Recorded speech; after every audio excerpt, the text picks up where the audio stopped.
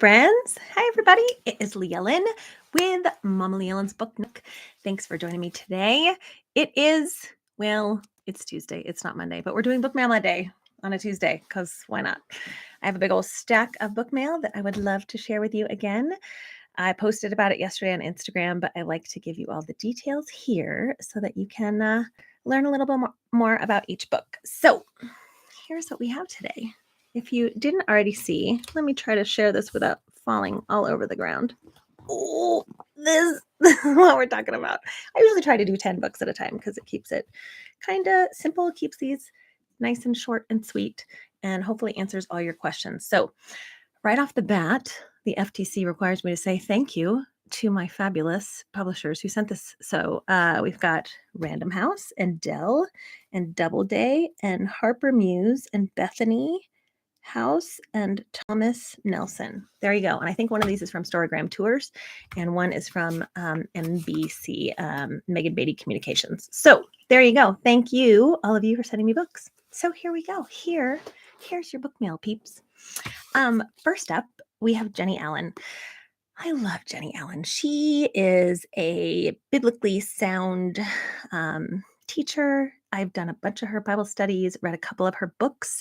She's done Restless was one of them, and Anything and Stuck. Those are two that I've read before. She's super down to earth, talks like a normal person, makes things super understandable, and has a way to like make practical application to biblical wisdom. So in this one, Untangle Your Emotions, this I think is out now. Let me see the date, February 13th. So it's already out, so you can go grab it. Short and sweet, but what I like about it, it is her way of taking your emotions, but can kind of like, you run with them and can take over. And she like breaks it down in a way that's like, okay, why am I feeling this? And what can I do with it? So if you are someone that is like me, like I can be emotional, and all my life I've been like either too much for people, too loud, too energetic, too happy, too whatever, and you make yourself like smaller or less than. This will teach you no, like you are made on purpose for a purpose. You have emotions to maybe your emotions are what helps you encourage others or helps you feel certain things that protect you from other things. So it's kind of a way of looking at your emotions as being gifts from God and how you can use them to have greater connection with Him and trust your emotions instead of being like afraid of them or trying to shut them down. So, Jennie Allen, Untangle Your Emotions, short, good, out now. So, that's number one. Also, keep in mind, I have a link down below of all of these. They're on bookshop.org, so you can order from there. Next up, we have The Underground Library. Guess what? A Woman Looking Away. It's historical fiction. Shocking. So this is World War II historical fiction. And it is, guess what, about libraries and books. So this is written by Jennifer Ryan, and this was sent from Random House. It is out now. It came out last week, March 12th. And this is about a library that gets bombed during the Blitz, and three women come together to save the library and its things, its books and contents. And so two of them are employees of the library, and then one of them is a Jewish refugee, and they come together, they grab the books, they end up bringing the books down into a bomb shelter. And it's basically, if you're a book lover, you're going to love this. If you like historical fiction, you're going to like this because it is all about the power of community and why it's important to come together during tough times and how books can save you, which we love. The Underground Library, out now.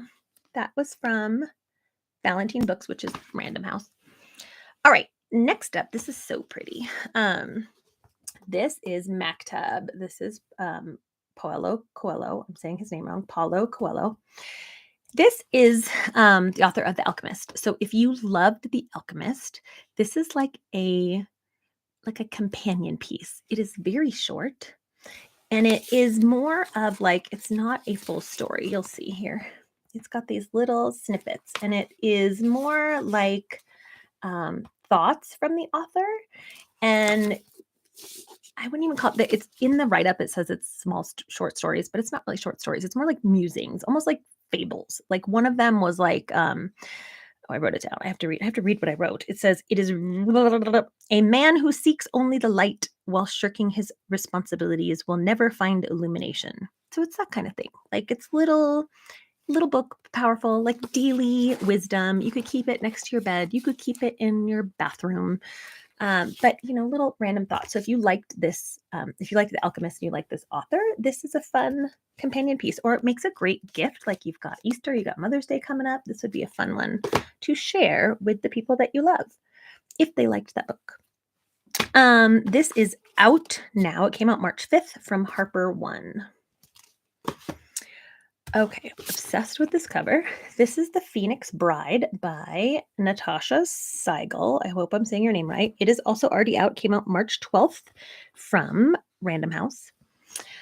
I love this. This is giving me total like vibes of like Jane Austen, isn't it? So pretty. So what is this one about? Let's see. This is historical romance, and it is set in 1666 London. And it follows, oh yeah, this is the one.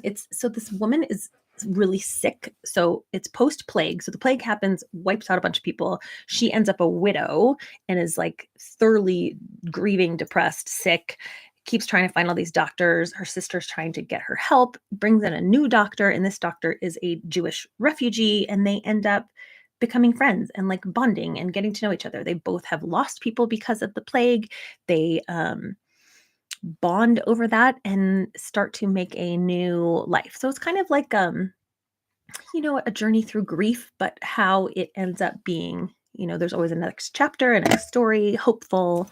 So I think it's like a way that you find solace in grief. It's short, but it sounds pretty powerful. It came out March 12th. Next up, switching gears completely, Lost to Dune Road. Now this one, where are my notes on this one? Because I haven't read this one yet. This is the true crime. If you're a true crime junkie, this one will be for you, Lost to Dune Road, because you've got a detective who gets fired from her job after a cold case. This girl is found dead, and she looks into it and ends up getting fired. So 5 years later, she is now not a detective anymore. She's like a PI. And she has a new case. And it's this girl, and she just starts to feel like the two cases might be connected. And she starts looking into it. And so it's mystery thriller, but also if you're into police procedurals and like true crime, because it's very true crime. As she's finding this current case and looking back at this old case and trying to see how the two are connected. And then on top of it, you also have, the classic corrupt police officers and like the wealthy elite that get out of, getting in trouble. And so it's a look at all of that. So this, who sent this to me? Let's see. Thomas and Mercer. Thank you, Thomas and Mercer. This is the one from NBC. So Megan Beatty Communications. Lost to Dune Road by Kara Thomas. This is not out yet. This comes out April 9th.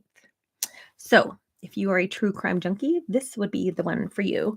It is, I should say, it's set in Manhattan too. Set in Manhattan, follows this gal named Natalie, who's a PI and trying to connect old case and a new case. Next up, we have Holly. Okay, this is The Husbands. Everyone is talking about this book right now on Bookstagram. It is supposed to be hilarious. So they sent this whole package of, this is so funny. Remember when you were little and you like dressed people? Can you see this? They sent all these dudes, and then they sent all these stickers to dress the men. Because the point of the book is this woman. It's like kind of time travel romance. So the concept of The Husbands, I love anything time travel, by the way. The concept is this woman goes through her days, and like each day or each time chunk. So same house, same life, everything's the same except for the man in her life is a different husband. So he'll like leave the room and come back a different husband. He'll go up to the attic and come down a different husband. So she's this like magical attic. And It's basically if you've ever had that like what if moment, like what if I went left instead of right? What if I chose this instead of this? This is one of those books that looks into that. So as she like wrestles with her decisions, each decision then changes what husband she has. And it's almost like an adult coming of age because with each husband, she kind of comes to realize what she's actually looking for in a husband, what she wants in a husband, what she wants in herself. And so it's supposed to be very funny. I do love time loops, and it's kind of like fantasy meets rom-com. So this one comes out April 2nd from Doubleday. So The Husbands by Holly Gramazio. Could be cute. It has potential to be very funny. I really love those kind of time loop. Maybe I'm a child of the 80s. Anyone else love 80s time loop movies? I can never get enough of those. While we're talking fun 80s stuff, not that this is 80s, but I love this. So this is Olivetti. This is actually a middle grade book, but it's March, so middle grade March. This works for middle grade March. This is such a creative story. You guys, I devoured this. I read it like in a day, and I just thought it was so whimsical and so creative. So I highly recommend this. The gist is Olivetti is the typewriter. So it's a story told through this typewriter's life, personality. So this typewriter is bummed because nobody uses it anymore. He sits on a shelf. He's been replaced by the computer, and he's lonely and sad and misses his family, like using him and loving him. Well, then one day, I think it's like the aunt decides to get rid of him. And it's like, nobody uses this typewriter, so let's get rid of it. And so she takes him to a pawn shop and gets rid of the typewriter. Well, then something happens to this aunt, and Olivetti decides to like break the wall of secrecy or whatever and uses his typewriter, himself, to send notes to try to find this aunt. So it's darling. It's like this friendship between this little boy and his typewriter that is magical and helps him on this mystery. So I think if you like middle grade stories and just like fascinating creative literature, this is going to be a classic. I thought it was really creative. It's been a while since I've had a story that was kind of a fresh take on something, and I think it's kind of cool when you have an inanimate object that has a personality. And so this was a lot of fun. Olivetti. This was sent to me from Storygram Tours. Allie Millington is the author, and it comes out March 26th. So you will want to grab that. That will be you'll have to bang it out for middle grade March because it's not out yet, but you can get it done. I believe in you. Next up, this was fun. This is What the Mountains Remember. And oddly enough, I have two books that are basically set in the same area. So What the Mountains Remember, these are the mountains, the Blue Ridge Mountains. So this takes place in Asheville, North Carolina. And this woman on the cover is betrothed, like back when they had set up marriages. She's supposed to marry this man and ends up going to this resort to see the area that he owns. And so it takes place in an actual place in the Blue Ridge Mountains called Grove Park Inn. So the Grove Park Inn, you got to Google this. It is this like massive mansion in the woods of Asheville, and it is stunning, and it's still remaining today. It's now like a schwanky omni resort, but this is really a story about the building of this, because back in the day, when a building like this was created, the person that got the credit was the person with the money. It was like, the person who funded the project, but not actually the person who maybe designed it, created it, built it. So when this author started looking into this, she realized like there's not really an account of the people who actually built it. So that's kind of what the story is about. So while it's based around this couple, this woman who's betrothed to this man who owns this property, when she gets there, is really like wanting to learn more about the people that built it. So that is what this story is about, What the Mountains Remember. So it's a look at the building of the famous Grove Park Inn, which, fun fact, speaking of 80s movies, pretty sure this was the 80s, Dirty Dancing was partly filmed here. So that scene at the end when there's the talent show, that was filmed at the Grove Park Inn. So fun fact if you are a Dirty Dancing fan. So history and romance all in one book. So this is where it gets crazy. So in the same batch of books, I was sent this book. these Tangled threads, I think they're even different publishers. Yeah. So this is Joy Callaway is the author of this one. And this is from Harper Muse. This is Sarah Loudin Thomas, and this is Bethany House. So here's what's crazy. These Tangled threads also takes place at Asheville, North Carolina. This takes place in 1913. This takes place in 1915. This takes place at the Grove Park Inn. This one takes place at also the Blue Ridge Mountains, also Asheville, but this takes place at the Biltmore Estate. More fun facts. So this one was Dirty Dancing.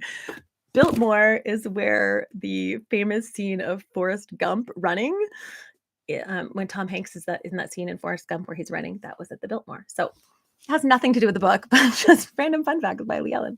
So these Tangled threads, did I tell you when this comes out? I feel like I did. Leighellen, I'm a slacker, you guys. This one comes out April 2nd. Oh, this also comes out April 2nd.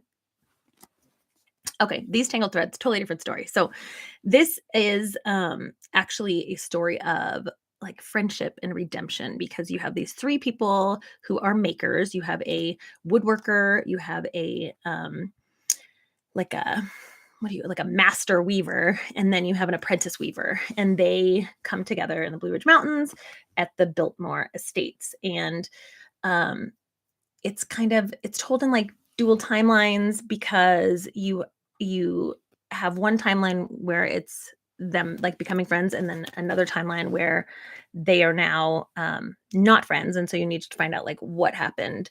The master weaver is chosen for the Vanderbilt wedding to make something, and you know that something happened between the others, why she can't make it without them. So it sounds really interesting. It's told over like 9 years, and it starts in 1915 and ends at the Vanderbilt wedding. So the Vanderbilt wedding is an actual event that happened at the Biltmore. So one of those fictional stories based around real events, and looks at friendship and forgiveness, and then also, all the events that took place at this time. And so I think this sounds really cool. I love this idea of these kind of going together. They're like companion pieces because they're across town from each other in almost the same time period, like really close.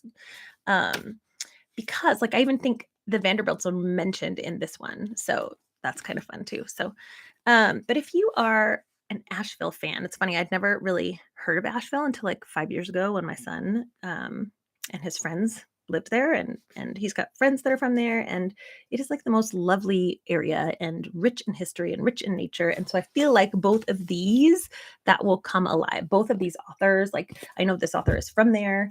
So I think that they are she's a native of West Virginia and the director of of a museum in North Carolina. So they both are very knowledgeable on that area. So historical fiction, historical romance, I think you'll love it. April 2nd. And then last but not least, another book about books. This is The British Booksellers by Kristy Cambron. I love Kristy. She always writes just lovely historical fiction with unique characters and romance, and this is no different. British Booksellers is about these two people on the front. They're actually like grew up as best friends, but it travels through both wars. So it starts in World War II and World War I, and then goes to World War II. So they're kids in the beginning, and then they're adults by the second part, and you travel between the two. So dual timeline. And you basically learn what happened, because they started off very good friends, and then they end up like warring opposites. They own bookstores that are like rival bookstores in their town. And then the Blitz happens, and they end up having to come together to pool their resources and help their neighbors. So I think it's, one of those, like, they never hooked up as kids, but maybe they wanted to. And so then when they meet again as adults, even though they don't like each other, they like each other. That's kind of the vibe I'm getting on this one. I haven't read it yet. It just came yesterday. but Kristy's really good at romance. So I'm guessing it's going to have some heartbreaking romance. What does it say? It says, I want to make sure I cover everything. It specifically covers the timeline and history between that covers the Coventry County Blitz and the Women's Land Army. And it follows these two who are childhood friends that were never quite lovers and end up competing booksellers. So that is this one. So you guys, ta-da! Those are 10 new books to check out. They all come out soon. This one comes out April 9th. And did I tell you who it's from? Thomas Nelson and Kristy Cambron. So that's it. So thanks for stopping by today. I also have a pub day announcement to make. A ton of books came out today, so I will do that later on. I'm going to go grab them here. So come back later and join me. If you want to purchase any of these books, there's a link below. And if you want any reviews, you can head to my Goodreads or Instagram for more. Thanks for stopping by. Have a great day, everybody.